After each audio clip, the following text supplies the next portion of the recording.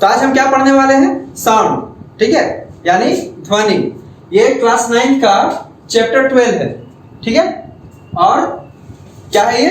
Sound यानी ध्वनि, ठीक है। सबको को पता होगा कि साउंड बहुत तरह के होते हैं ना? yes, जैसे आप कोई बेल बजाया तो ये समझ जाते हैं ना कि बेल बज रहा है, दरवाजा खोलना है। कोई हॉर्न मार रहा है, यानी अगर मान लो कहीं घूमने जाना है तो कोई बाइक आया, बाइक लेके आया, हॉर्न मारा, तो भाई जिसको पता है कि हाँ ये मेरे दोस्त का बाइक है, तो हॉर्न से भी पहचान लेते हो कि नहीं? yes, sir. कि मेरा दोस्त आ गया है। तो साउंड डिफरेंट टाइप्स के होते हैं, बहुत तरह के होते हैं साउंड, होते हैं ना? Yes, sir. और आप लोग पहचान भी लेते हो, ठीक है। और ऐसे अगर मान लो कि साउंड हम लोग सेंस करके पहचान लेते हैं, और हर चीज का एक अलग साउंड है। हर एक ऑब्जेक्ट जब वाइब्रेशन करता है यानी कंपन करता है तो वहां से क्या उत्पन्न होता है? साउंड। तो हम इस चैप्टर में इसी के बारे में पढ़ेंगे, ठीक है, कि साउंड कैसे उत्पन्न होता है, ठीक है। चलिए, हम प्रतिदिन विभिन्न स्रोतों जैसे मानव, पक्षियों, घंटियों, मशीनों, वाहनों, टेलीविजन, रेडियो आदि की ध्वनि सुनते हैं ना? Yes. बहुत तरह का सुनते हैं। मानव यानी कि जो इंसान है, बच्चा का है, मम्मी पापा सबका आवाज अलग अलग है, ठीक है। पक्षियों सुनते हो ना सुबह सुबह। घंटियों, मशीनों, बहुत सारे मशीन की आवाज सुनते हैं हम लोग।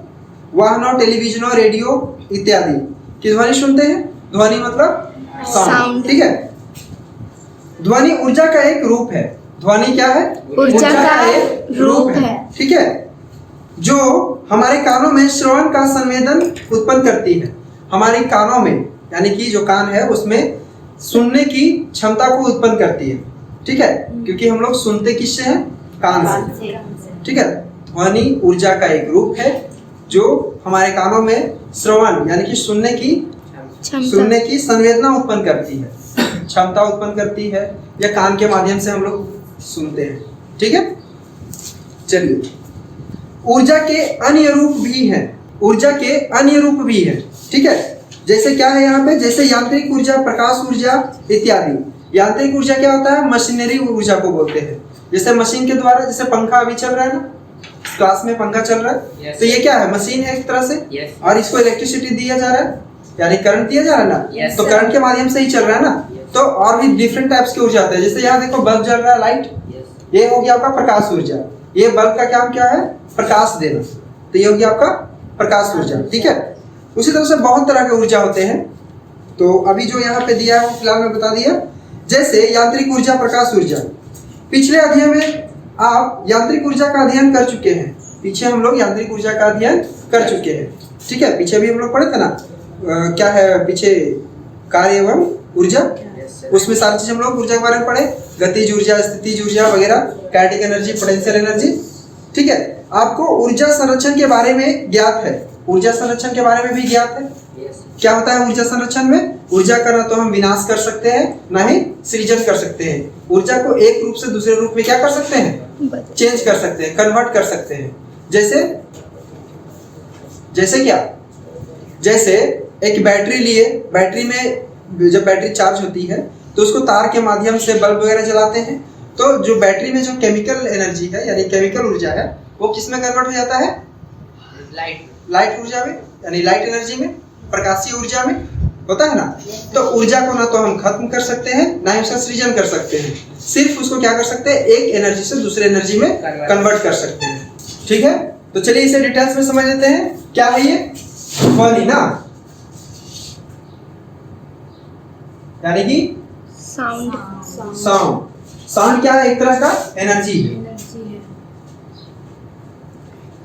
है ना। एनर्जी का फॉर्म है, यानी कि ऊर्जा का एक रूप है, ठीक है। और इससे हम लोग क्या करते हैं? सुनते हैं ना, सुनते हैं, ठीक है। तो आपने ऊर्जा संरक्षण के नियम को भी समझ लिया, ठीक है। आगे समझिए। इसके अनुसार आप ऊर्जा को ना तो उत्पन्न कर सकते हैं, ना ही उसका विनाश कर सकते हैं। अभी मैं बताया, आप इसके केवल एक से दूसरे रूप में रूपांतरित कर सकते हैं, यानी एक रूप से दूसरे रूप में हम लोग क्या कर सकते हैं? चेंज कर सकते हैं। क्या कर सकते हैं? चेंज कर सकते हैं। जब आप ताली बजाते हैं, ताली बजाते हैं ना, क्लैपिंग करते हैं, तो ध्वनि उत्पन्न होती है ना, साउंड वहां से प्रोड्यूस होता है। क्या आप अपनी ऊर्जा का उपयोग किए बिना ध्वनि उत्पन्न कर सकते हैं?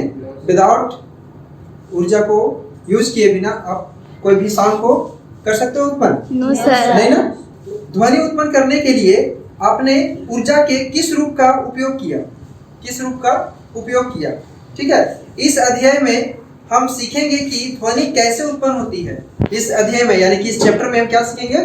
ध्वनि कैसे उत्पन्न होती है। ठीक है, और किसी माध्यम में यह किस प्रकार संचारित होकर हमारे कानों द्वारा ग्रहण की जाती है, और किसी माध्यम में यानी कि कोई भी मीडियम है वहां से किस तरह से संचारित होकर यानी आगे बढ़कर हमारे कानों द्वारा कैसे ये ग्रहण की जाती है, यानी कैसे इसको हम सुनते हैं। बात आई समझ में?